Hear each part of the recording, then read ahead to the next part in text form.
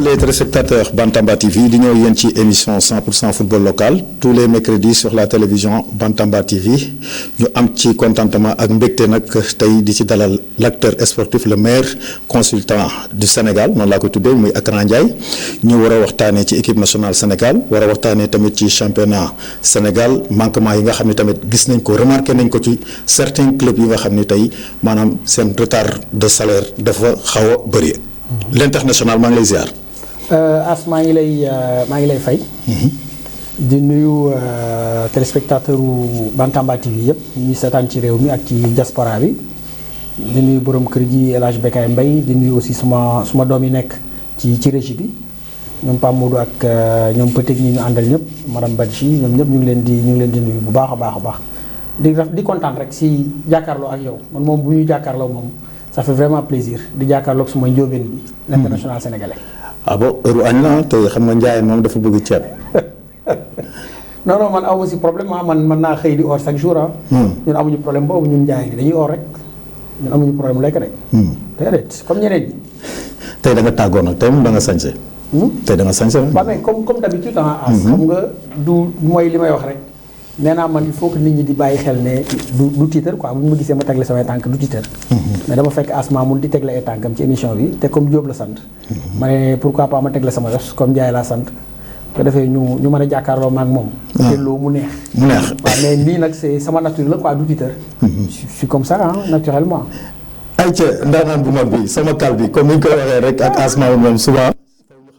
tirante tuuti ay missile quoi comme ni ñu koy wax rek ñuy wax rek ñu ñëw ci 22e journée ñu gis tamit comme ni ñu koy waxee rek mooy les leaders parce que ci ñooñu rek la ñuy wax favoris yi muy ci AGEL gis nañ ko macha allah match bi nga xam ne moom la def gis nañ tamit Jaraaf de Dakar gis nañ Teungueth FC maanaam mën nañu wax ni ñi nga xam ne tey ñu ngi ci kaw mën nañu wax ni ñoom ñëpp a gagné muy Gorée tamit mi ngi doon joué tamit benn match derby bu rëy ak AS Pikine tey nag avant ñuy dem ci match Gorée rek dañuy dem ci leader bi muy AGEL ñu gis benn match boo xam ne comme ko wax rek match à gagné la te gagné na ko avec la manière.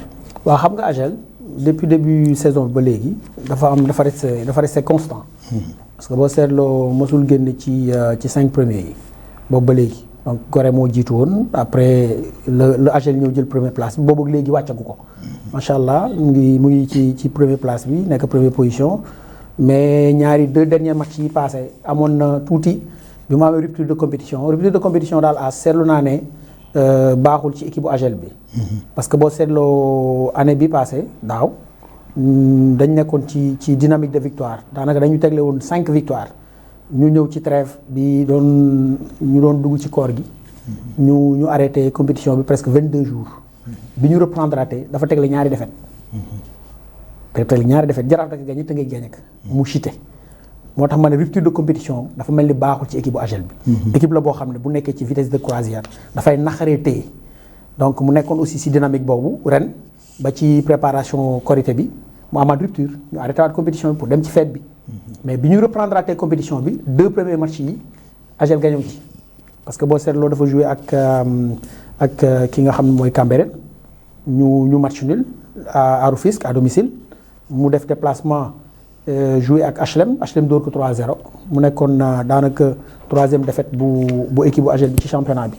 parce que première défaite am Teungueth moo ko jox 2e bi mu am ko en déplacement du côté bu Linguère de Saint-Louis mu dóor ko 2-0. 3e défaite bi HLM moo ko dóor muy 3-0 donc rupture de compétition daal gis naa ne baaxul ci équipe bu AGEL mais heureusement ba defarwaat nañu te jàngat nañu ci défaite bi ñu am ak HLM de Dakar ñu am ci jàngat parce que problème bi ñu amoon moo nekkoon au niveau de la défense. parce que dañu manqué seen leaderu défense bi moo joué woon ci match yooyu ndax dafa amoon suspension muy Abdou Aziz Diaw. ancien défenseur bu Jaraaf ancien défenseur bu Guédiawaye FC bu nekkoon aussi AS Pikine voyagé woon dem Tunisie amul sélection équipe nationale nekk un défenseur boo xam ne il a beaucoup d'expérience Abdou Aziz Diaw. donc expérience bi mu am moo indi équilibre ci défense su AGEL bi mais bi mu manqué 2 matchs yooyu gis nañ ne daf ci feeñ donc daf ci feeñoon donc amuñu woon défense bu équilibré mais match bi passé gis nañ ne Abdou Aziz ba léegi suspension ñu jeexagul mais ñu gisaat un autre défenseur beaucoup plus expérimenté aussi un défenseur très très expérimenté. muy Mamadou Touré ñu gën ko xam ci Yuga. nga xam ne moo newoon ci axe bi. l'année dernière moom moo fa nekkoon ba amoon sélection équipe nationale ñaari yoon Mamadou Hugo Touré après mu voyagé donc bi mu ñëwaatee nii aussi ak absence su Aziz bi moom moo comblé vide bi. donc match bi passé moom la ñu aligné ak Samba Mbengue l'autre défenseur le jeune défenseur Samba Mbengue un défenseur gaucher aussi vraiment qui a été exceptionnel donc match bi passé ñu retrouvé une défense très équilibrée bu AGEL ak milieu terrain boo xam ne aussi am nañ renfort am nañ ci mercato bi am na ñaari milieu terrain yoo xam ne ñëw nañu kenn ki aussi ku am expérience la ak keneen koo xam ne moom la ñuy wax Djibi Sarr mu jógee Ligue 2 ñu indi ko ci mercato bi nii mais moom it mu nekk un milieu terrain très très intéressant très intéressant donc nekk un gaucher nekk am profil boo xam ne daanaka amul woon ci équipe bu AGEL bi ci début de saison bi donc moom it bi mu ñëwee il a beaucoup apporté Pape Signa ancien nekkoon AGEL à l'époque bi ñu nekk Ligue 2 donc nekk aussi un excellent milieu terrain de très très haut niveau donc voyager dem Turquie voyager dem Belgique après ñëwaat donc bi mu ñëwee aussi ñu intégré waat équipe bi ci mercato bi Pape Signa moom aussi bi mu ñëwee ci match bi passé il a beaucoup apporté ci entrejeu bu AGEL donc loolu indi aussi stabilité ci milieu terrain bi on a retrouvé aussi Mohamed Diop donc nga xam ne gëjoon na dugal depuis ñook seen déplacement ak Casa Sport ci la gëjoon dugal donc mais bii passé gis nañ ne ñëwaat na à sa meilleur niveau donc ñu retrouver aussi un Ndaraw Sarr qui était exceptionnel Ndaraw Sarr le défenseur latéral droit ancien bu Cambérène donc Ndaraw Sarr qui a été excellent qui a été explosif ci rencontre bi donc moo débordé sax def dédoublement ci côté droite bi centré pour que Mohamed Diop mën a def finition bi tranquillement donc ñu retrouver aussi Souleymane Cissé Souleymane Cissé moo nekk capitaine bu équipe bi parce que Souleymane Dieng mooy capitaine bi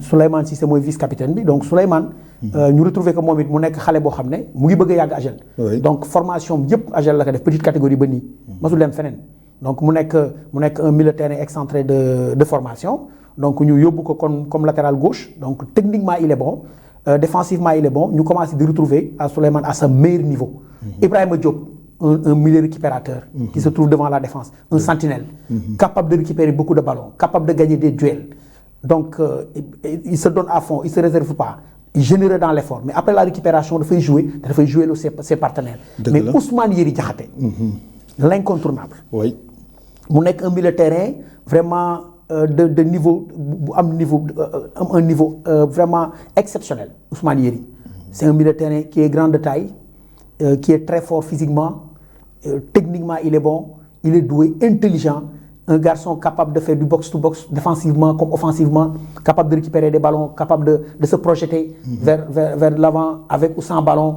donc capable de marquer des buts aussi et de faire marquer ses partenaires Ousmane Yeri Diakhaté donc mu nekk daal équipe boo xam ne retrouvé waat nañu vraie équipe bu AGEL bi ci match bi passé face à l'Union sportive de Ouakam. waaw ñu gis tamit leur coach Taban mu nekk ci tamit benn confiance boo xam ne macha allah après la match gis nañ mu def réaction boo xam ne moom ngëm-ngëm gi mi ngi ci moom ba léegi. waaw xam nga Taban dafa nekk coach boo xam ne kenn dootu ko présenté parce que boo seetloo depuis national la yor équipe bu AGEL bi il a beaucoup de mérite Taban. il a beaucoup de mérite donc bokk na ci entraîneurs yi gën a yàgg ci seeni club. depuis national la yor équipe bi ba yóbbu ko Ligue 1 il a du mérite mais dirigeants yi tamit am nañ vision parce que gis nañ ne Taban c'est un travailleur donc Taban équipe bu mu yor déjà identité AGEL mooy une équipe physique équipe boo xam ne physiquement dañu taxaw c'est des athlètes d'abord moom ay équipe am dañuy def ay athlètes parce que déjà professeur éducation physique la c'est un préparateur physique donc loolu aussi atu la avantage la ci AGEL et si moom Taban donc équipe bu mu yor déjà da ngay physique mais tactiquement aussi gis nañ ne AGEL a beaucoup amélioration am na bu bëree bi ci côté AGEL ba pare système de jeu yi muy jouer ak équipe bi bari na parce que groupe bi mu yor nag moo tax groupe bi mu yor moo tax donc Taban boo seetloo saison bi mu ibbee ak léegi système yu bëri joué na ko joué na 4-3-3 joué na 4-4-2 Logence joué na 4-4-2 à plat donc joué na 4-4-2 classique joué na 4-2-3-1 donc 3-5-2 c'est-à-dire dafay dugg ci ay systèmes yu bëri daf koy indi mettre en place mais dafay dépendre selon joueurs yi nekk à sa disposition ci moment boobu ak adversaire bi muy préparé parce que il faut ñu comprendre ne système de jeu du entraîneur moo koy décider mais da ngay am ay éléments yu ko définir c'est-à-dire da ngay am ay éléments yu ñu mettre à ta disposition nga xam ne éléments yi ñu mettre à ta disposition ci dinañu adapté wu par rapport ak système bii nga indi système boobu mettre en place ba pare aussi beneen affaire bu ciy dolleeku ci système mooy booy préparer un système de jeu da nga koy préparer par rapport ak groupe bi nga yor ak adversaire bi ngay am. parce que adversaire bu nekk ak ni ñu koy préparer adversaire yi bokkuñu. donc adversaire bu nekk ak ni ñu koy préparer. donc moo tax système yi day changer selon joueurs yi nekk à ta disposition ak ki nga xam ne mooy adversaire bi. macha allah. dégg nañ kàddu yi mais il a du mérite quoi. oui Taban macha allah vraiment mérité na sax. yor tey sélection nationale Taban Dieng mérité na ko. parce que wane na ses preuves. waaw wane na say ay preuves am parce que muy ancien joueur u Jaraaf tamit xam nga jaar na Jaraaf. ancien milieu de terrain ancien défenseur. nekkoon capitaine bu Lébu gi. mais loolu lépp nag ci les dirigeants AGEL ñoo waral loolu lépp am confiance bi nga xam ne am nañ ko digganteem ak Taban boo xoolee plus de 4 ans nga yore équipe ak effectif boo xam ne daanaka ñi ciy jógee du ñu bëri tey comme ni ñuy wax rek performance bi ñuy def mënul woon ñàkk ci équipe bu AGEL bi. waaw xam nga loolu vision bi dañ koy delloo président Mamadou Niambay. parce que c'est un jeune président qui a beaucoup d'ambition am vision aussi. donc il a vu juste mu maintenir Taban. parce que ñaar bi muy ñëw dafa fekk na Taban nekk entraîneur u AGEL donc boo seetloo moom président bi mu ñëwee mu bàyyiwaat ko fi. feddali confiance bi mu am ci Taban continuer di liggéey ak moom am si moom confiance xam ne c'est un jeune entraîneur un jeune Rufisquois nekk un ancien joueur nekkoon un milieu de terrain nekkoon un défenseur central aussi teel a am ay responsabilités est-ce que xam nga moom Ferguson lañ koy oowee. Alex Ferguson. dëgg la. coach Manchester United. moom lañ koy oowee moom Fergie. Tëngéej waaw moom lañ koy oowee te boobu bi ñu ko koy oowee boobu fekk na mu nekk joueur. yàlla dimbali ko aussi mu maanaam mu màggee ci keppaaru Karim Séga Diouf. Karim Séga ñu koy ñaanal fi mu dem gënal ko fi mu jógee. amiin mu nekkoon entraîneur bu équipe nationale bu Sénégal yoroon fi équipe yu bari. donc Karim Séga moo ko yoroon en tant que joueur. yore na ma équipe nationale moo ko yoroon en tant que joueur ba pare di ko responsabiliser. jox ko ay responsabilités da doon jouer en même temps di nekk adjoint. donc kon moom li muy def nii yàgg na ci moom Taban. vraiment il a beaucoup de mérite. dëgg la dañuy dem ci le dauphin rek muy Gorée gis nañ ko tamit mu dem jouer ak AS Pikine gagné ko fekk ko terrain gagné ko 1-0. waaw xam nga ñoom aussi dañu constant. parce que Gorée boo seetloo daaw moo jëloon deuxième. derrière Jaraaf te li tax Gorée jël deuxième ñëpp xam nañ ko.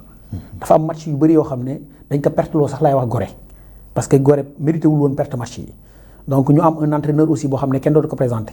ancien international sénégalais Ali Mal nekkoon un défenseur intelligent nekkoon un très bon défenseur intelligent très technique donc élégant aussi Ali Mal donc moo tax moom équipe am en général option défensive lay opté.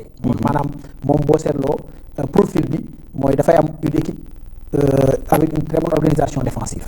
équipe boo xam ne hermétiquement dafay xaw a naqaree.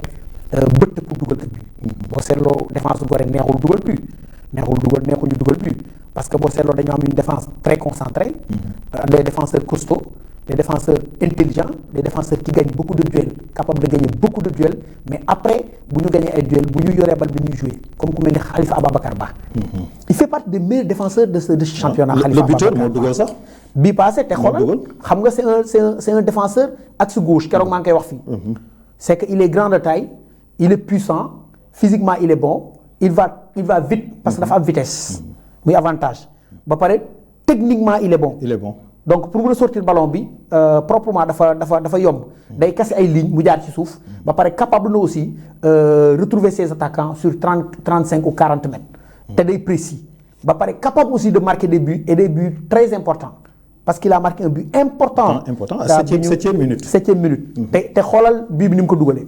corner la ñu centré mu contrôler que si pied gauche am enchaîne ak pied droit te moom c'est un gaucher.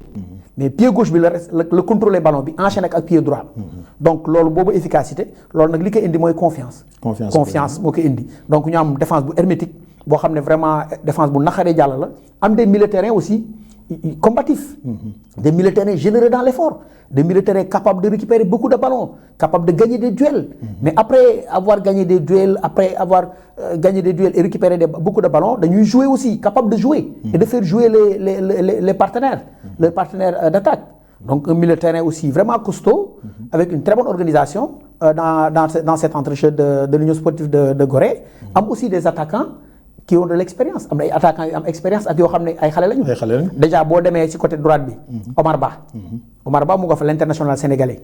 joué na ci CHAN bi. Omar Ba Donc c'est un attaquant qui est en un centre de gravité très bas. Il est petit de taille, un centre de gravité bas, mais il va vite, Omar Ba. Il est percutant. Il est percutant, oui. Omar Ba, c'est un provocateur capable de faire la différence face à n'importe quel adversaire. Capable de marquer des buts aussi, Omar Ba. Grâce à sa vitesse ak percussion bi mu am. Nga dem ci beneen côté bi fekk Vieux Cissé. Moom it international sénégalais Vieux Cissé. Oui. Un garçon qui va vite. Un garçon qui est capable aussi de dribbler, hein? De dribbler, de provoquer, de dribbler. Et de marquer des buts aussi. Et de faire marquer ses partenaires. Nga ñëw au niveau de l'attaque Alassane Diallo. Avec son expérience, ancien de AGEL. Nekkoon ancien professionnel aussi Alassane. L'expérience. Ouais. L'expérience de Alassane vraiment a beaucoup apporté à l'Union sportive de Gorée. Parce que fa la nekkoon après 2 ans yi passé mu dellu AGEL. Mais gis nga Gorée bi mu ko récupéré waatee. Il a beaucoup apporté avec son expérience Alassane Diallo. Donc après am na des jeunes yoo xam ne ñoo jógee ci maanaam touche bi di ñëw. Ousmane Mbengue aussi. En tant que leader et capitaine emblématique ancien international sénégalais moom it. Donc ñoom mais Gorée aussi seen équipe dañu bëree international sénégalais. loolu aussi dafa defar lu bëri si équipe bu Gorée bi plus seen entraîneur nekkoon ancien international sénégalais moom it Alimal. Donc boo ñëwee ci bande touche bi aussi am na ay xale yoo xam ne ci biti la ñuy jógee di ñëw comme ku mel ni Pathé Seck. Pathé oui. En général mën nañu jouer le côté gauche mën na jouer côté droite comme mën na jouer comme milieu offensif créateur derrière l'attaquant en soutien. Pathé aussi moom la joué sax ci match bi AGEL la jógee. AGEL la nekkoon. Pathé AGEL la jógee moom ak kii Alassane. waaw suñu jëlee ñu dem ci Teungueth FC ak Casa Sport mu nekkoon derby tamit. ñu gis benn match boo xam ne tactiquement match bu kii la bu costaud lañ gis ci match boobu. waaw xam nga coach bu Teungueth Malick Daf. Malick am na habitude di jouer match yu toll noonu yu mel noonu mais keroog Teungueth jouer na match bu metti match boo xam ne tactiquement rôle maanaam entraîneur joué nañ ci un rôle essentiel. les deux entraîneurs. muy Malick Daf. ak Balla Djiba. parce que li ñu mettre en place moo tax.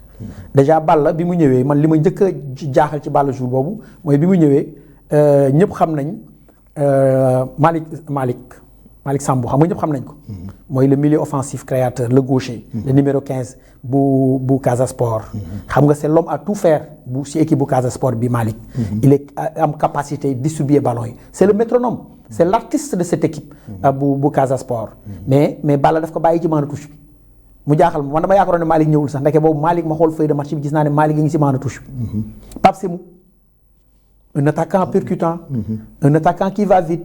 Un attaquant capable de dribbler, de provoquer, de dribbler, capable de donner de très bons ballons à ses partenaires, des balles de but, capable de marquer des buts aussi, Pape Semou, un jeune attaquant, percutant, qui va vite, très intéressant. Est-ce que Balla jouer ci fraîcheur parce que waaw fa nga waa ñu xam nga Balla dafa graaw li tax bi mu ñëwee man ma gis ne xale yi indiwul ñooñu ma ne mais Balla lan la naral Malick mu ñëw bàyyi ñaar ñooñu ci biti indi beneen équipe maanaam ba seetlu ñëw ñu ngi si biti mu leen di bàyyi peut-être que xëy na xale yi aussi c'est des jeunes joueurs.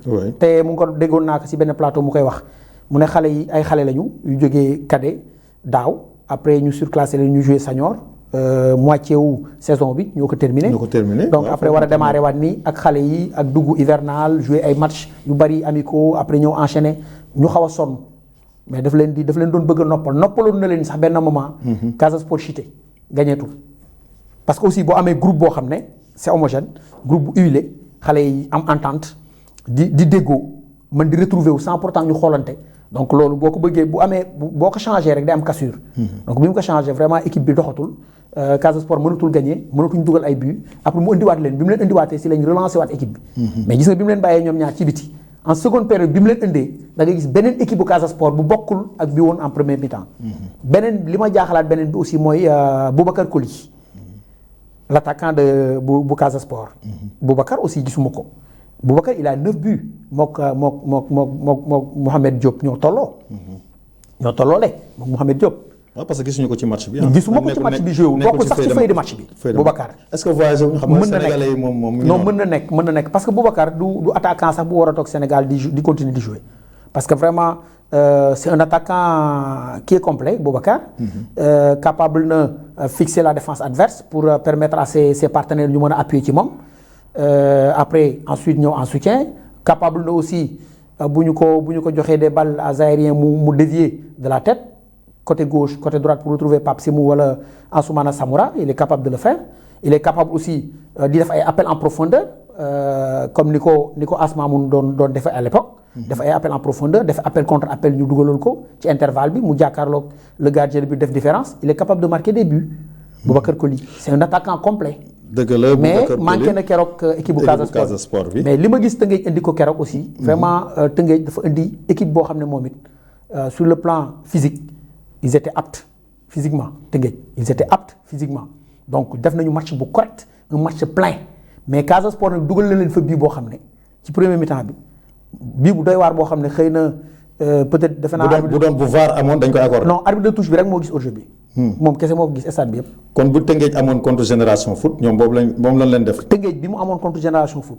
ak bii daanaka sorante wuñ Tëngéej bitam bi contre Génération Foot dara amu si de hors-jeu bii aussi bu Casa Sport bi ñu ko xoolaatee gis nañ ne position wu joueur bii nekkuloon en position de hors-jeu quand même moo tax arbitrage Sénégal daal as foofu ñu ciy bàyyi xel di ko gën a amélioré mais ils ont une très bonne équipe nag Tëngéej am équipe bu baax quand même dëgg la Akran Ndiaye xam naa ne avant ñuy dem ci beneen point bi rek dañuy dem ci résultats yi tous les résultats ñu ngi affiché wu sax Génération Foot 5 Dakar Sacré-Cœur 0 AGEL de Rufisque 1-0 contre Union Sportive de Ouakam Jaraaf moo gagné 2-1 Guédiawaye Football Club Walidane 2 HLM 1 AS Pikine 0 Gorée 1 Teungueth FC 0 but partout moom ak Casa Sport Stade de Mbour dafa match nul tamit 0 but partout moom ak AS Cambérène Sonacos moo gagné Linguère de Saint-Louis 2-0 di féliciter tamit maanaam Sonacos tamit sunu xel di encourager tamit Ange Marie Victor Diagne le nouveau coach de Linguère de Saint-Louis parce que dañoo mujj séparé wu ak Abdoulaye Sy l'ancien international tamit un ancien international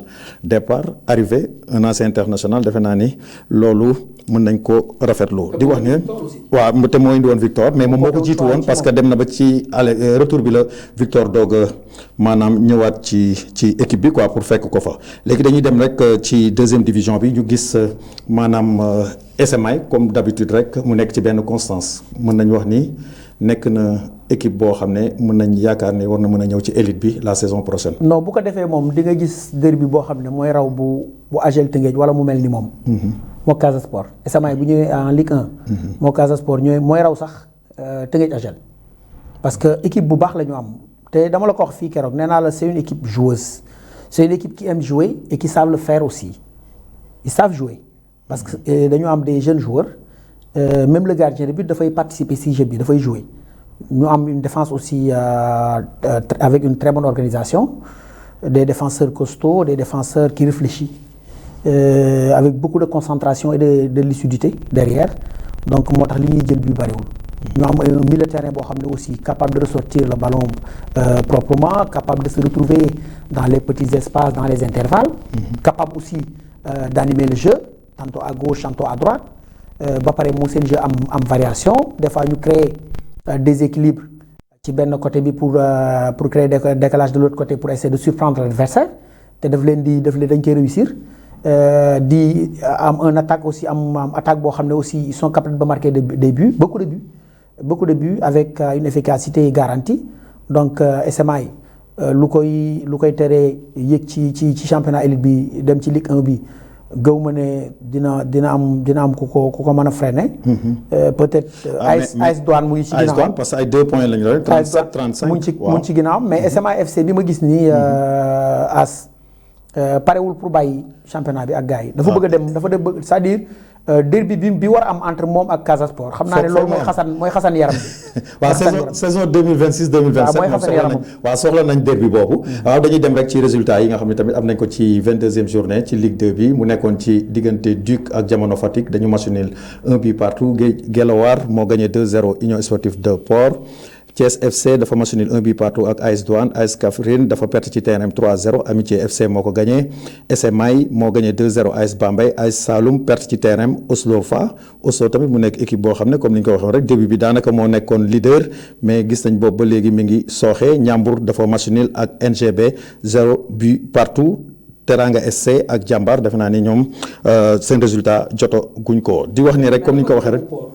Port autonome waa gisoon nañ macha allah léegi waa ñu ngi may signaler classement bi rek ñu ñëwaat rek ci classement bi mi ngi noonu SMI mooy premier 37 points AS Douane deuxième 35 points troisième AS Saloum 33 points Jambar quatrième 32 points 5e AS Bambey mi ngi ci 31 points Guelwaar 6e mi ngi ci 30 points NGB Ñaari Tali mi ngi ci 30 points muy 7e 8e Duc mi ngi ci 30 points 9e Oslofa mi ngi ci 30 points 10e Jamono Fatick mi ngi ci 28 11e Teranga SC mi ngi ci 25 12e Amitié FC mi ngi ci 25 13e AS Kaffrine mi ngi ci 24 14e Ndiambour de Louga mi ngi ci 22 points 15e Port Autonome de Dakar mi ngi ci 19 16e Thiès FC mi ngi ci 18 di wax ne rek comme ni ñu ko waxee rek gis nañ nag comme ni ñu wax rek ci Ligue 2 bi ñu ngi doon am yaakaar trop ci Ndiambour de Louga parce que gis nañ seen début de saison maanaam ci recrutement yi ñu defoon jëloon nañ ay Amara Traoré ak ñoom ñëpp ay Magip ay entraîneurs yu renommé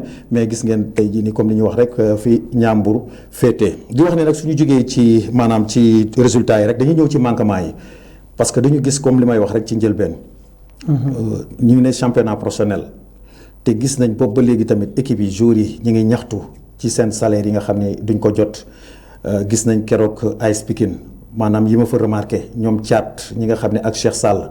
ñi nga xam ne ñoom ñoo yoree seen télévision bi daanaka ay matchu Pikine yu bëri maa ngi koy seetaan mais gisuma leen ñu def en direct gisuma leen tamit ñu toog ci plateau bi gis nañ ba ci seen ay photographe keroog gis nañ tamit ci match bi ci rumeur yi rek bon yu ma dégg parce que maa ngi woon ci stade bi équipe bi daanaka ci vestiaire yi la ñu regroupé fa lañ leen jox rendez-vous ñu ñëw équipe bu mel ni Pikine ak li nga xam ne Pikine mi ngi koy incarné ci championnat Sénégal guichet fermé chaque match gis nañ maanaam seen match contre Guédiawaye rek daanaka si seen recette rek ñu ngi ci 23 millions te ñoom seen match yi yëpp boo xoolee ci championnat bi bu ñu recevoir guichet fermé la ñuy def minimum dinañ jaay 3 millions.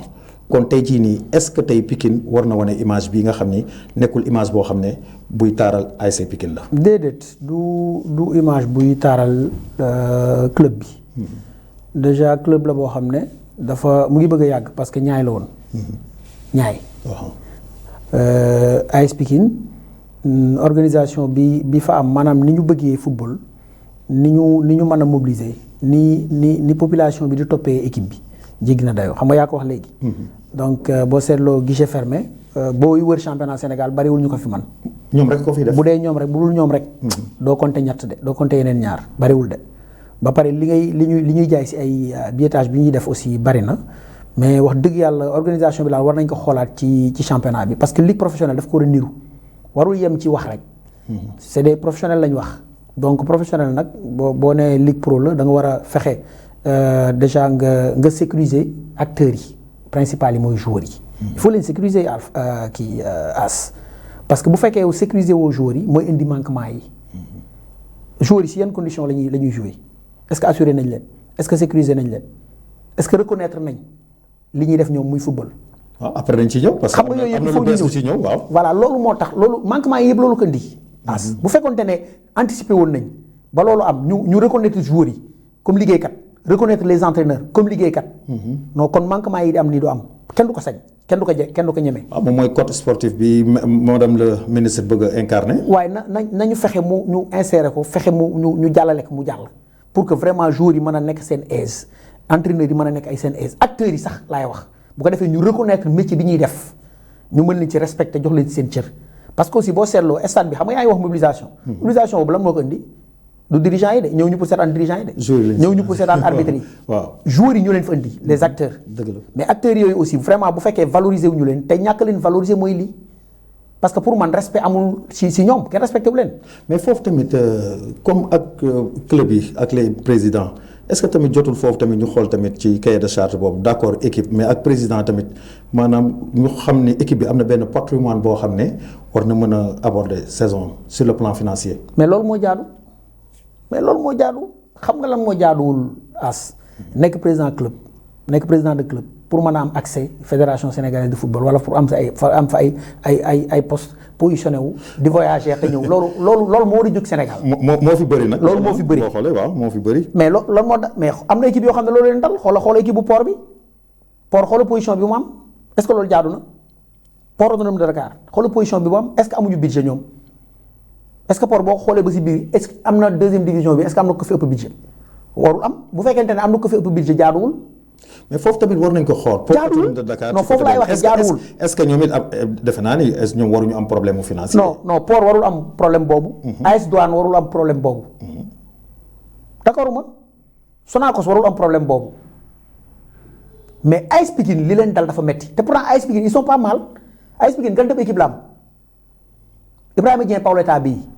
mais dépassé niveau am dépassé na championnat Sénégal dépassé na ko te moom laa la wax mooy comme attaquant bi moom dépassé na ko dépassé na niveau Sénégal mais bu fi toogee ba léegi di jouer c'est parce que peut-être bëgg na Pikine AS Pikine peut-être xëy na club de cœuram la wala bëgg na ko wala nangam am na ay relation ak dirigeants yi am na ay relation ak supporters yi ak yooyu mais Amar Fall avec un bon coach Amar Fall dépassé na niveau Amar Fall dépassé na parmi les meilleurs gardiens hein.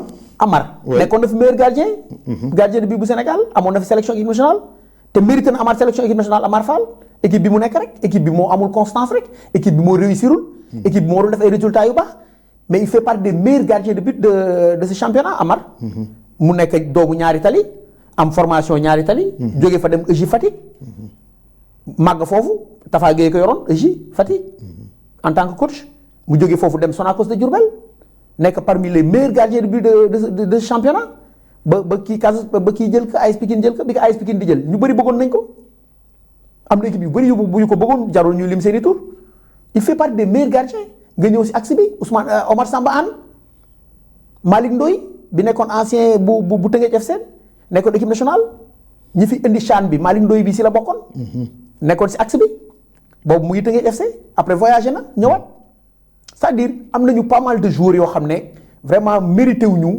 position bi Pikine am mérité wuñu traitement bi ñu am aussi mérité wuñu ko parce que c'est des joueurs yu am qualité te AS Pikine mérité wul lii muy club bi supporters yi aussi mérité wuñu am club seen club mu demee nii. waaw parce que tamit foofu dinaa fa ñëw parce que dafa mel ni tamit dañu gis benn coow boo xam ne si diggante supporters yi tamit ak dirigeants yi. parce que dañuy gis comme supporters yi ni doon ñëwee sax stade gisatoo dafa mel ni dañu xaw a am benn recul tamit mi ngi ci. mais loolu dafay mu ngi dépendre loolu xam nga lu koy indi. mooy li supporters yi wax rek supporter boo seetloo supporter amul dara si club bi amul si dara moo ciy dépensé parce que supporter bi mooy def mobilisation mooy peinture mooy fecc mooy way mooy def ambiance. te mën nañ ko bañ kenn du ko fay ba pare mooy indi xaalisam aussi ñëw dagg bi dugg ci biir stade bi pour feesal stade bi guichet fermé buñ ko mënee mais supporters yee tax donc supporters yooyu kenn fayu leen amuñu dara ñoom li ñu am rek mooy plaisir parce que AS Pikine la donc ñu ñëw autour de cette équipe parce que bëgg nañu ko parce que Pikine la ñuy noyyee parce que Pikine la ñu bëgg buñ sañoon AS Pikine day toll ci niveau bi maanaam day nekk ci première place bi. niveau bi fii place bi kii nekk Agel nekk wala place bi Gorée ne wala place bi Teungueth ne parce que AS Pikine équipe bi mérité wul sax di génne ci 5 premiers yi. parce que te manqué wuñu li may wax mooy xoolal équipe bu Pikine bi xoolal Mangone Ndiaye Mangone. oui parce que moom itam am na luy nelaw ci moom. am nañu groupe boo xam ne oui am na luy nelaw ci booy kii Mangone boobu. non xam nga benn talent buy nelaw ci moom quoi. non xam nga parce que loolu dama koy remarqué ci moom qualité bi ak bi ma koy gis muy jouer Dakar Sacré-Cœur. waaw non xam nga lu tax. xam nga manque de confiance mooy am ci joueurs yi. c'est que ni joueurs yi ni ñu leen maanaam ni ñu leen yore xam nga encadrement staff technique dafa am solo ci équipe. un bon président staff technique bu baax encadrement bu baax conditions yu baax yi ñu teg joueurs yi dafa am solo. loolu dafay participer ci développement wu joueur bi ci amélioration wu joueur bi ak si compétitif bu joueur bi maanaam buy def un compétiteur dafay soxla confiance te loolu yëpp daf ci bokk maanaam xale bi nga fexe ba mu am salaire bu baax salaire am boo koy fay du tardé nga fexe ba mu am ay prime de match ay prime de motivation. match des fois nga doubler prime bi comme ni ko président Mamadou Ndiaye di defee. loolu c'est important dafa am solo. loolu day motiver joueur yi.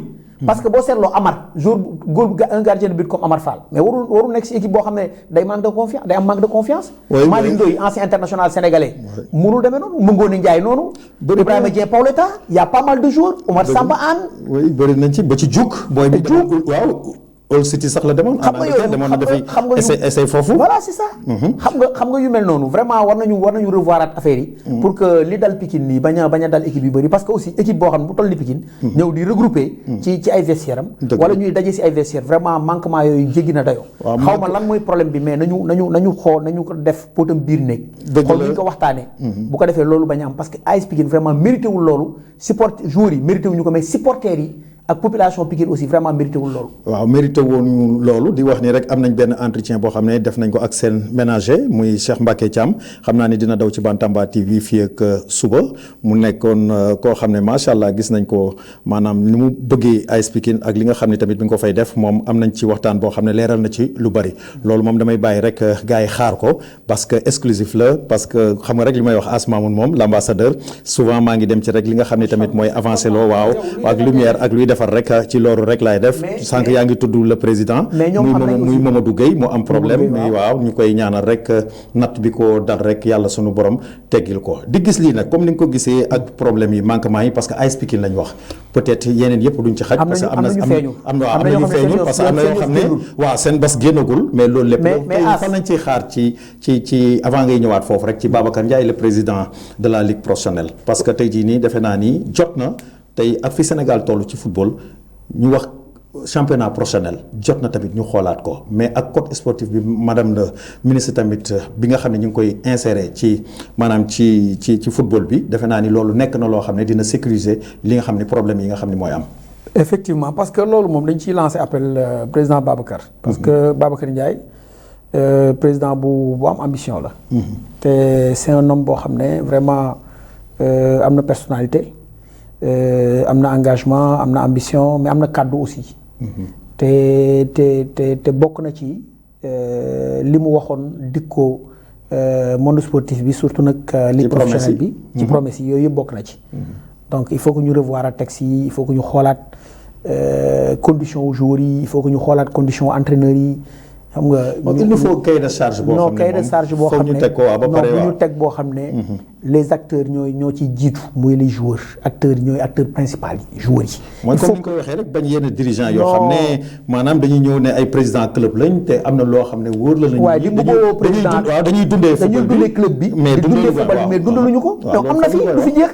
am na fi président yoo xam ne mënuñu faste xànc ak morom ma comme ni ko mag ñi di waxee. dëgg la c'est-à-dire turu président moo fi ne may président tel club pour mën a am accès fédération sénégalaise de football pour mën a am accès ci instance yi bu coupe d'Afrique demee nga déplacer nga voyager bu coupe du monde jotee nga voyager di xalaat di am ay. bu retombé yi nga am si war nañ ko xoolaat. non naan ataaya waxtaan bëlut kese doo fa am njariñ.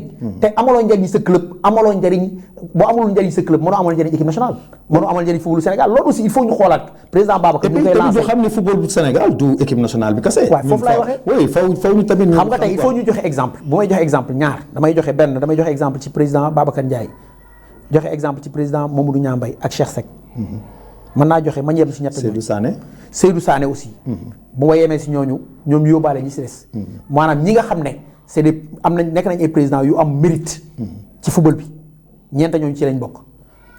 ci benn constance bu ñu. académie yi waxuma seeni wax. parce que beneen affaire la ñooñu hors concours. ñooñu bokkuñu sax si compétition bi ñoom Madi Touré. ay Sayer Seck. ñooñu Sayer kay li ñu koy ñaanal mooy yàlla may ko wér. amiin yàlla kay yàlla may wér yàlla na ko yàlla taxaw njabootam gépp. amiin Madi Touré il a beaucoup de mérite. ñooñu moom waxuma seeni wax mais club traditionnel li laa wax ku mel ni Mamadou Niambay ku mel ni président Babacar Ndiaye ku mel ni président Cheikh Ahmed Tidiane Seck. ku mel ni président Seydou Sané ñooñu ils ont du mérite ils ont beaucoup de mérite. ñooñu wax dëgg yàlla mosoo dégg problème bu am ci seeni club man de gisoo dégg gu ma. dëgg la Teungueth FC mosuma dégg ne seeni salaire tardé na. mosuma dégg prime yi ñuy joxe ak salaire yi seeni prime de match yi rek day tolloog salaire yu yenn joueurs yi. Teungueth seeni prime de match yi ñuy joxe day tolloog salaire yu yenn joueurs yi tey Mamadou Niambay gis naa ko muy jox ay prime am salaire am du tardé. du salaire joueur du salaire entraîneur du salaire staff technique ñëpp seen salaire yi tardé wul ba pare prime de match yi da koy doublé. ay référence lañ. waaw non xam nga loolu ñooñu lañ soxla ci. waaw ñooñu lañ soxla ci football bi ñooñu ñooy dundal football bi ñooñu dañuy dundal football mais dundeewuñu ko. dëgg la parce que ñooñu aussi nañ non loolu il faut ñu xam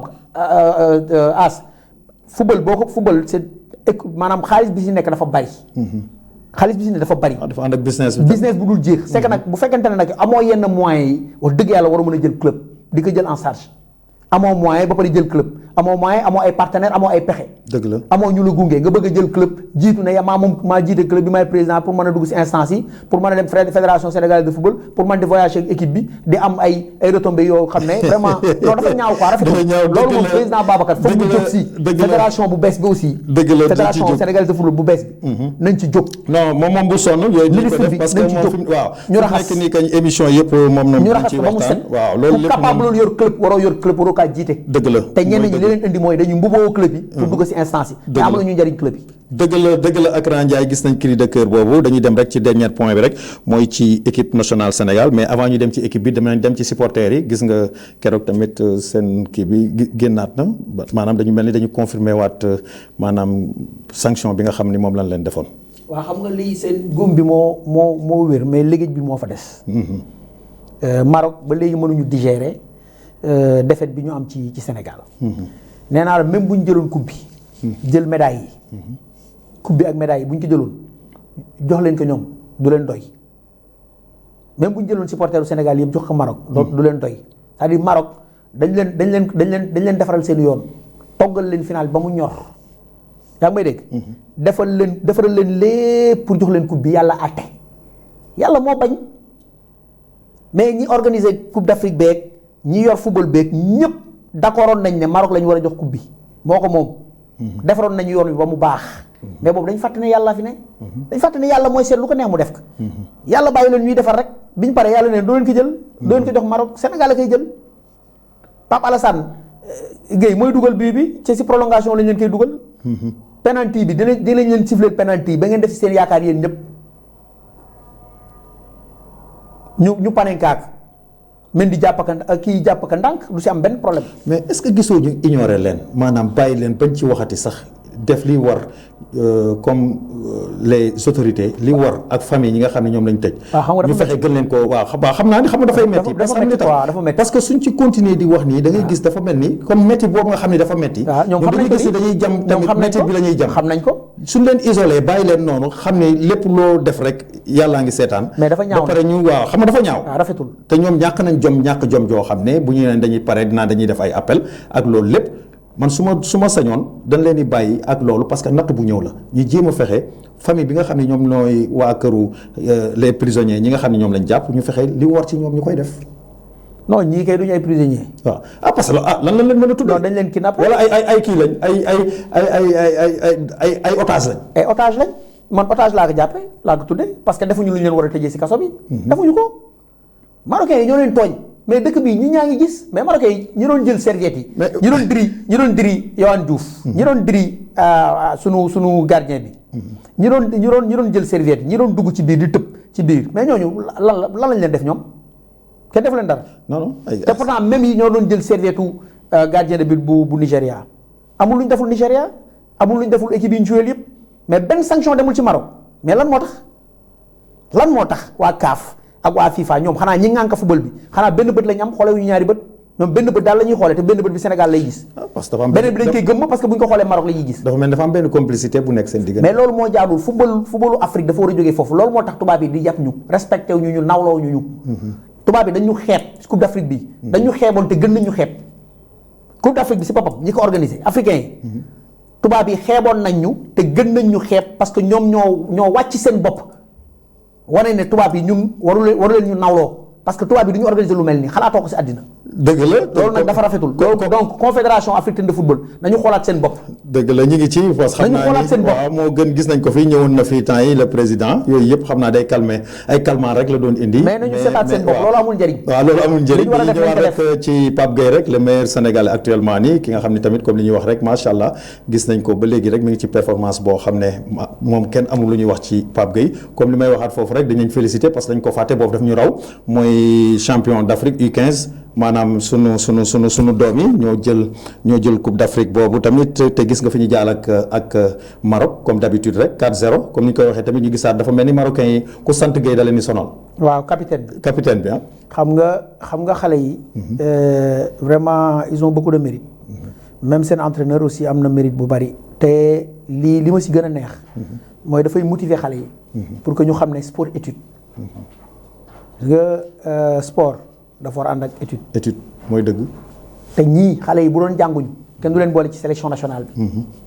parce que ñi ci boole. mooy ñiy jàng ñooñu la ñu sélectionné.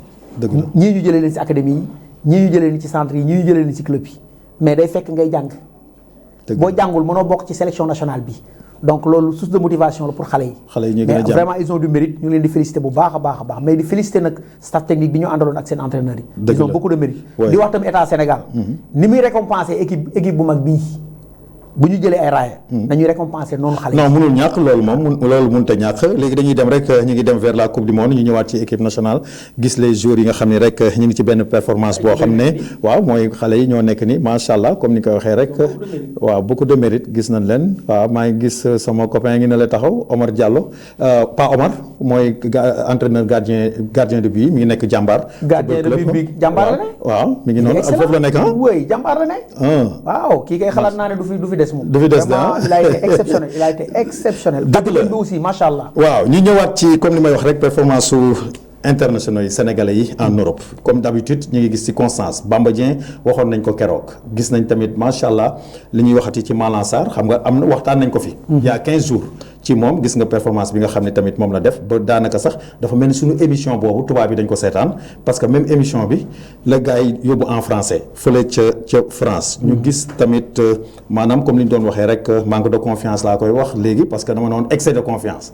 mais manque de confiance dafa mel ni tamit remarqué waat nañ ko ci Mamadou Sarr boo gisee sax nekkatul titulaire ci loolu te ñun lépp lu ñuy wax rek ñun dañuy alerte et puis comme ñu ngi jëm ci une coupe du monde ñun fàtte nañ coupe d'Afrique bi parce que coupe du monde la ñuy dem ci beneen compétition la ci beneen engagement lay doon ak ci beneen mental. moo tax rek boo gisee armes yi ñu am yépp dañ koy bëgg di ko perfectionner pour bu ñuy dem rek. képp ku ñuy dajal rek ñu wan la ni ñoo la mën parce que loolu moo nekk suñu bopp di wax ni rek comme ni koy waxee rek gis nga tamit Bamba Dieng mi ngi waat ci dynamique bi Malang Sarr gis nga ko gis nga keroog tubaab bi li ñu def gis nga ko macha allah moom it mi ngi ci constance am Mamadou Sarr recule na gis nañ tamit Sadio Mané macha allah la ñaanco ok Nicolas Jackson macha allah tamit mi ngi ci mooy Ismaïla Sarr Iliman Ndiaye ñoom ñëpp ñu ngi ci benn dynamique boo xam ne li ñuy ñaan rek mooy ñu bañ a am benn blessure ñu démarrer ci coupe du monde bi en très bonne forme. xam nga As. yow da ngay anticiper. yow As ku ndaanaan nga. parce que da ngay wax loo xam ne da ngay dem ay 2 semaines après. ñu nga dégg àddina yëpp di ko wax. dëgg la rawatina tubaab bi fii lañ toog di ko waxtaan. Kaaw Bamba Dieng ak Malang Sarr. ñuy wax ne Bamba Dieng mu ngi ci dynamique Bamba Dieng vraiment mu ngi ci il est à sa meilleure forme. ñu ngi retrouver le vrai Bamba Dieng bi ñu xamoon ci Coupe d'Afrique bi mu àndoon ak équipe nationale ba jël ko nekk un jeune attaquant vraiment am vraiment ay possibilités yu bari parce que Bamba c'est un attaquant boo xam ne capable na fixer défense adverse ba défense bi du yéeg.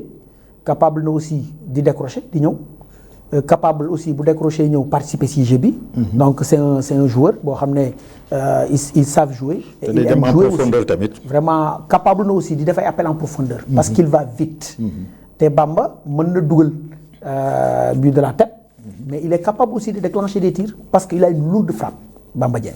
c'est que c'est un attaquant complet Bamba kay da nga naan il est compétitif wala compétitif. il est à sa meilleur niveau wala nekkul à sa meilleur niveau mais si Bamba est à sa meilleur niveau bu nekkee à sa meilleur niveau Bamba Dieng nekk un attaquant compétitif donc ça fera l'affaire de l'équipe nationale du Sénégal ah te Pape moo la gën a xam. xam na ne kii xale bii bu nekkee en forme nga am ko sa équipe moo gën nga ñàkk ko sa équipe. dëgg la parce que c'est un plus Bamba Dieng il peut beaucoup apporter à l'équipe nationale du Sénégal. te def na ko defaat ko. par rapport ak attaquants yi nga xam ne ñenn ñi daanaka gisuñu leen comme ay Moulay Dia ay yeneen gars yi yëpp. gisuñu leen waaw non am na suñu bëri ñoo xam ne titulaire tuñu. te nag compétition boo fay dem.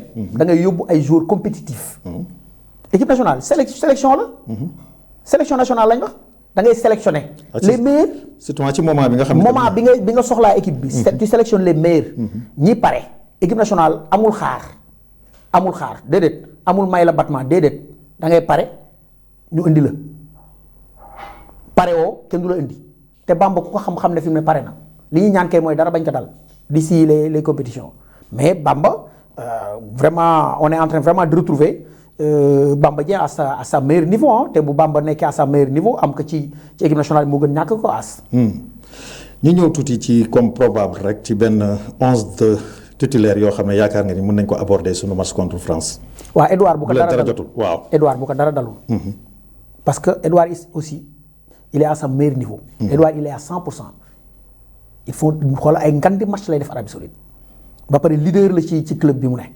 Edouard bu nekkee à 100% Edouard nga indi défense bi aussi bu fekkente ne Kalidou mu ngi à 100% te mu ngi si te Kalidou fi mu ne li Sadio Mané doon def lay def. Kalidou mu ngi làqatu di liggéey. waaw loolu la fraîcheur bi lañ soxla mu ngi làqatu di liggéey. loolu lañ soxla. Kalidou bu nekkee à 100% kenn mënu ko ci postam. Niakhaté il est à 100%. macha allah su touche du bois. ngan di match lay def keroog moom Bamba Dieng duel xeex bu méttee métti te moo nekkoon capitaine bi. parce que le capitaine en seconde période la ñëw. donc moo démarré comme ak brassard de capitaine. Niakhaté donc il est à sa meilleur niveau il est en pleine forme. donc ñoom ñaar bu ñu nekkee en forme ak central bi ñoom ñaar ñoo koy composé. donc El Hadj Malick mu ngi moom it mu ngi def feu et flamme El Hadj Malick mu ngi def feu et flamme. mu ngi def nganti match. mais est-ce que foofu tamit El Hadj Malick ak Jacob foofu si seen. Jacob il est à 100%. El Hadj Malick il est à 100%. Jacob est plus défensif que El Hadj Malick. il est plus costaud défensivement que El Hadj Malick Diouf. El Hadj Malick nag mu ngi améliorer secteur mu ngi améliorer. sur le plan défensif. sur le plan défensif mu ngi am amélioration tuuti. mais Jacob est plus solide. il est plus défensif que El Hadj Malick. El Hadj Malick est beaucoup plus offensif. il est beaucoup plus technique. El Hadj Malick donc. Offensivement El Hadj Malick est intéressant défensivement Jacob est intéressant mais gis nañ ne El Hadj Malick aussi mu ngi améliorer ci côté défensif mu ngi am amélioration tuuti quand même. waaw ñu ñëw ci à droite bu Crépin ñëwul. waaw Crépin mu ngi fii mu ngi ñëw ndànk-ndànk. ba léegi ci doubliram parce que foofu dañu am problème. ci côté foofu parce que moom li mu koy wane ci ay match Sénégal. par rapport bu ñu ko changé indi fa keneen loolu duñ ko gis. est-ce que jotul foofu tamit parce que maa ngi wax. chantier Sénégal bi c'est la défense. boo gisee chaque jour ñu ciy waxtaan fi foofu la. parce que amuñu problème bi ci côté milieu bi attaque beeg yooyu yëpp. mais sur le plan défensif foofu lañ am un Koulibaly out wala yooyu rek dañuy gis dafay xaw a perturber la défense.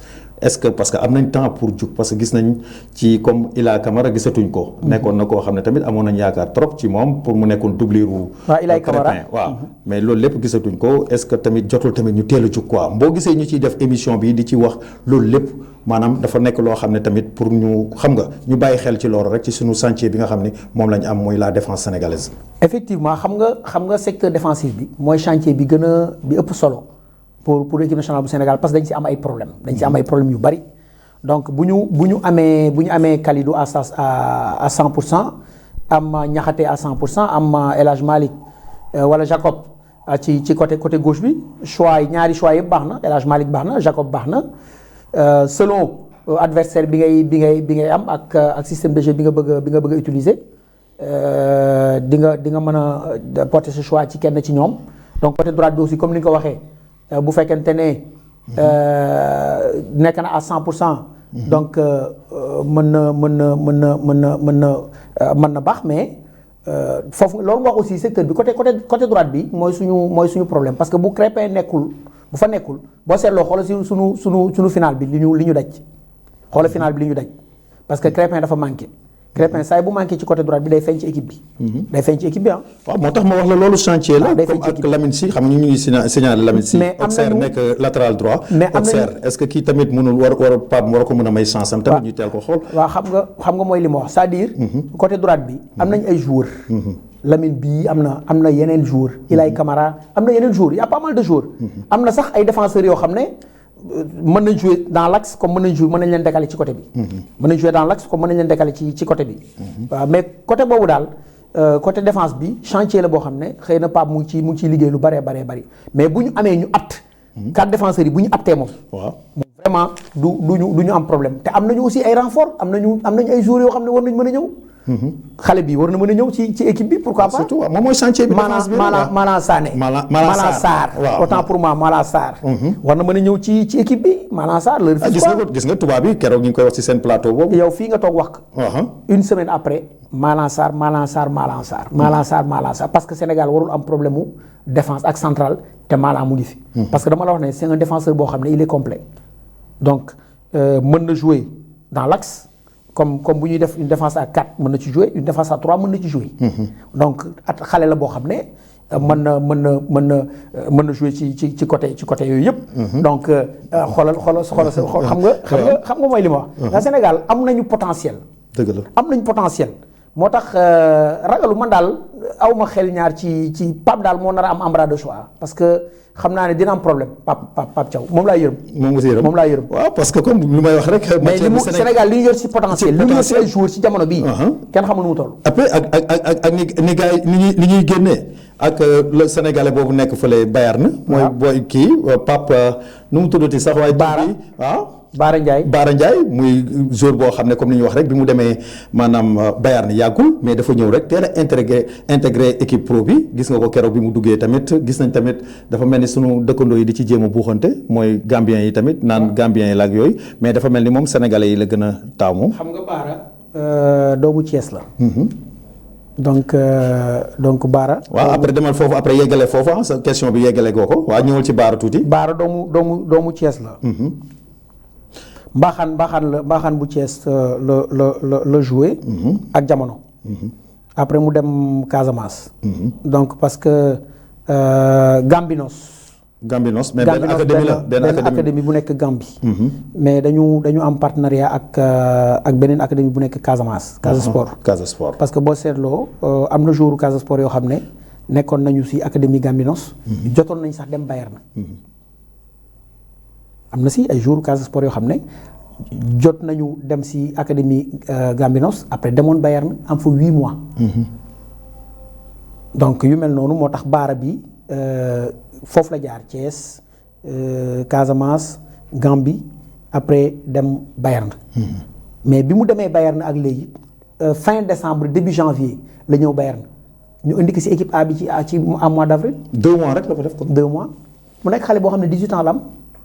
donc c'est le futur pour man tey bu fekkee dañu nar a xam nga Gana il est incontestable et incontesté. waaw il reste il est le meilleur il restera le meilleur. même bu bàyyee sentinelle ndaanaan la Gana.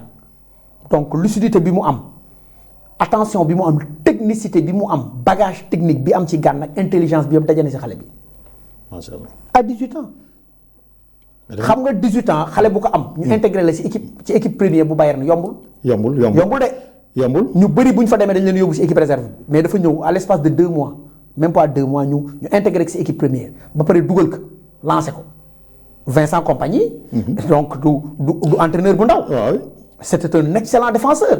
Belgique nekkoon le leader emblématique bu défense bu Belgique ñaata at mu joué ak Manchester City. donc bu Vincent Kompany gisee xale bi ci benn match amicaux bu amoon entre ñoom ak équipe bi mu nekkoon Belgique donc ba na staff technique bu Bayern jël leen xale bi wala ñu koy jël. ñu récupéré que même pas 2 mois mu lancé xale bi c'est parce que am na lu mu gis ci xale bi. donc ku mel nii nag kon yàlla na Pape Thiaw gis loolu rek. waaw ñu fexe même bu dee day am présélection sax. même bu dee da nga koy présélectionné laa wax. sax présélectionné ko. bu ko defee ñeneen ñi génn ci seen xel parce que am na ñu koy réclamer. waaw mais teel na leen freiné nee na leen Sénégal lay joué te gis nañ booy bi comme ni ñu gis nii talent bi mu am nii comme li ma la doon wax rek ni Bamba Dieng est-ce que tegul pression attaquant yi est-ce que moom it du teg pression sax ni ma gisee ñoom ay Pape Matar Sarr ak yooyu yëpp parce que booy bi ñu ko gis moom macha allah war na mën a intégrer équipe nationale parce que le moment comme li nga ko waxee moment bi ñuy dem coupe du monde les meilleurs ñi nekk en forme defe naa ñooñu lañ war a demee moo tax ma ni la coupe d'Afrique bi dañ koy jéem a fàtte nag concentré wu ci coupe du monde bi parce que comme li may wax rek ni effectif ak matière bi Sénégal am loolu moom foofu ñu am comme tey jii nekk maanaam Pape di réfléchir ci réflexion boo xam ne bu gaaw parce que comme li may wax rek mooy ci côté chantier défense bi gis nañ tamit comme li may wax matière yi gis nga pas mal de joueurs sénégalais yu nekk ci monde bi ñëpp ñu ngi bëgg a intégrer équipe nationale Sénégal. moo tax comme li may wax rek peut-être xëy na am na nu muy demee day xaw a déstabiliser mais pour man le vrai chantier sax ci Pape c'est après la coupe du monde. parce que yore nañ ay éléments yoo xam ne maanaam cycle yi bi ñu nekk mooy comme ci coupe d'Afrique yi tey Sénégal war na ci profito maanaam jël ci lépp lu ñu ci war a jël. non relève bi si boppam ngay wax. da nga naan gis nga Pape chance bi mu am. Aliou sax amu ko woon. dëgg la dafa am chance su am ay cadres. yoo xam ne yàgg nañ ci équipe bi ñu ngi fi bëgg a yàgg joué nañ ay coupe d'Afrique yu bari joué ay finale coupe d'Afrique yu bari. joué ñaari yoon coupe du monde donc am nañu expérience. donc bu amee ay jeunes joueurs yuy ñëw. yu mel ni Baara yu mel ni keneen ak keneen yoo xam ne ñëw nañ intégrer tanière bi. vraiment ça fera l'affaire de Pape. parce que dafay boole expérience ak jeunesse xam nga équipe nag boo boolee expérience ak jeunesse équipe boobu day dem. dëgg la parce que ñi am expérience dañuy utiliser seen expérience. jeunesse bi aussi ndaw yi bu ñu ñëwee indi seen doole indi fougue de jeunesse bi ak vitesse percussion ak yooyu vraiment day nekk équipe bu équilibré te chance boobu la Pape am. donc am na ay mag yu fi ne am na ay xale yu ñëw di titiller mag ñi donc léegi nag dañuy def ndànk rek ci compétition bi ñu jëm nii muy coupe du monde bi dara xaju fi. il faut que ñu yóbbu une équipe compétitive mais ci biir équipe compétitive boobu war nañu mën a indi ay xale boole leen ci groupe bi parce que déjà des fois di nga boole di nga indi ay mag yu am expérience sax ci groupe bi ba compétition bi jeex te doo leen dugal duñ jouer. dëgg la donc bu boobaa nag indi mag ñi nga xam ne apte nañ pour jouer ñoom nga indi yeneen xale yoo xam ne ñoom ñoo war a jël relève bi. pour mën leen a mettre dans le bain. dëgg la Ndanane yow ñëwal ma ci 3 milieux de terrain ak 3 attaquants rek après ñu tàggoo. waaw milieu bi moom bu fekkente ne Gana dara dalu ko. te Gana il est en train d'exploser Everton boo seetloo Gana fa ne ak Iliman ñoo téye équipe bi seen loxo donc Gana beneen affaire la fi mu nekk nii ngan di match lay def Angleterre Gana bu ko dara dalul moom nga indi mais ki si kanam nag le milieu ki nga xam ne moo war a nekk le milieu bi nekk si entre Pape Gana ak le milieu offensif Pape Alassane Gueye la bu ko dara dalul fi mu nekk nii Villarreal Pape Alassane ko téye si loxoom. waaw parce que gis nañ ñoom ñaar 2 titulaires là. moo ko téye mais entre Lamine Camara ak Habib Diarra foofu. non Lamine Camara. ak Habib Diarra. non Habib Diarra bu nekkee à sa meilleur niveau mooy ñëw. Lamine day xaar Lamine c'est un jeune joueur Pape Matar c'est un jeune joueur c'est-à-dire ñooñu bu ñu yàkkamti gis nga Pape Matar dinañ ñëw. mais est-ce que moom tamit ay chance am wàññeekuwul tamit. non ay chance am wàññeeku na parce que déjà. ak équipe am actuellement équipe am dafa chuté. donc te moom doxatul à 100% foofu boo seetloo. contrairement ak ñi ngay wax ni Pape Alassane il est à sa meilleur niveau équipe am mu ngi si kaw nekkul ci suuf ba pare Pape Alassane match bi lay joué il est titulaire indiscutable. Gana Gueye aussi mooy porter équipe bi si ay mbagam di dem ak moom. tey 4-2-3-1 bi buy am. te xam naa ne Pape boo maytuwul ñun suñu match yi du ko soppi 4-2-3-1 mooy 4-3-3 rek. waaw dëgg la du ko dippi 3 milieux terrain yooyu 3 milieux terrain yi. ñaari double pivot yi Pape Alassane Gueye la ak Gana Gueye. kii nekk si kanam ni Habib Diarra bu nekk à sa meilleur niveau man na fa nekk. ligne de 3 bi moom le ñancoo national la le ñancoo national moo fe ne. ak kële nu mu tuddati Ismaïla Sarr. si kanam. Nicolas Jackson mën nga ko démarrer loo. est-ce que xam nga seet. amul mën nga ko moom c'est le numéro 1. mais est-ce que seetlu nga ne jamono yi ñu toll nii Crystal Palace. gis nga li muy utiliser Ismaïla. Ismaïla des fois dañ koy utiliser comme numéro 9. numéro 9 waxoon naa ko muy dugal bii bu ne la façon bii bu ne lay dugal. mooy li may wax rek damay jiitu gars yi. façon bii bu ne non dañuy anticiper. non Bantamba TV ak Asmamoun. vraiment ñàkk leen a seetaan wóorul. lu leer ci football parce que dañuy anticiper c'est-à-dire dañu lay wax ci joueurs yi. loo xam ne une semaine wala 2 semaines après wala un mois après si la ko gars yi commencé di wax. boo seetloo gars yi li ñuy wax ci plateau yeeg mais canal da ngay gis canal ak bin wax nañ ci Bamba Dieng fii ak Malang. bien avant ñoom ñu génn ñoom ñëpp télé ak rajo yi ku nekk di wax. te boobu fekk na Asma mun anticiper na ko wax ko. dëgg la non tu es le grand visionnaire xam nga yow ñàkk laa xam wóorul As. dëgg la looy tàggoo ñàkk laa déglu tam wóorul mais sant yàlla bu baax a baax julli ci Yonent bi. comme d'habitude ñaanal ñi jiitu ji ñi fekke woon àllarba bi passé te fekkewuñu bu tey ñu ñaanal leen yàlla yërëm leen yàlla jéggal leen yàlla wutu leen seen i njaboot. ñun ñi fi nekk ni desandi yàlla yàggal ñu fi te ñu ànd ak wér yàlla defal ko suñuy wéjur. defal ko wéjur yëpp bi jaay Moustapha sallallahu alayhi wa sallam di nuyu Zal suñu caméraman. en même temps technicien réalisateur moom lépp lay def Zal. ñu koy wax Saliou Ndiaye ma koy nuyu de passage moo ñu envoyé sax éléments yi ñu am ci vraiment ñu ko ciy remercier bu baax a baax di nuyuwaale aussi sunu bi nga xam ne moo jiite télé bi foofu Ndam TV ak Agel TV yëpp ndaanaan bu mag bi sunu bi waaw moom sunu bi mais Zal dafa war a dañ ko war a may soxna incha allah le 9 waaw léegi ñuy ñaan rek yàlla yeggal ñu ci jàmm mu ngi takkee nag Tivaouane donc ñuy ñaan yàlla ñu yegg ci jàmm yàlla barkeel sëy bi boole ko ci sëy yi gën a barkeel di nuyu nag suma jeune frère suma xarit Mamadou Niang Mbaye di nuyu aussi sa grande dame madame Mbaye Assou Thiam di nuyu sama yaay mère Ndiaye ak mère Sarr sama maam mais di nuyu waa Tëngéej yëpp nga xam ne ñoo ma yebal di nuyu suma famille aussi madame Ndiaye ak xale yi dëgg la di la bëggewaat bu baax As. merci waaw di la wax ne tu es le meilleur. jërëjëf jërëjëf di nuyuwaat borom kër gi nag. dëgg la waaw El Hadj Bekaay.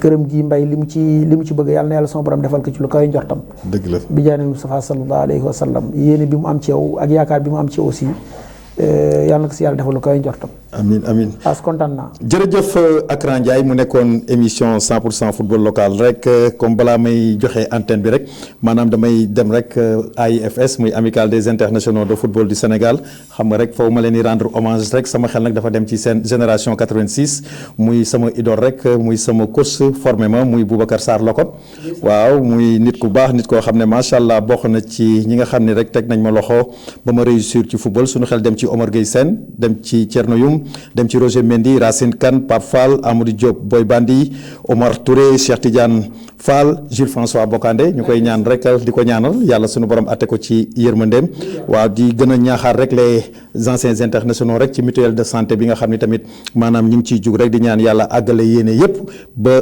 gaa yëpp am mutuelle santé parce que moom loolu boo ko amee rek defe naa ni nekk na loo xam ne lu lay assuré la parce que ñu ngi ciy dox fan yi yëpp di wax ni rek di féliciter rek le secrétaire général muy Medoune Mar gis nañ taxawaay moom ak Ousmane Thiongane ànd ceeg tamit Asmaoun ñoo ngi ci délégation bi ci ndigalu notre cher président Cheikh Ahmed Tidiane Seck di wax ni rek mu nekkoon émission 100% football local di leen jox dig daje rek la semaine prochaine ci beneen émission jërëjëf.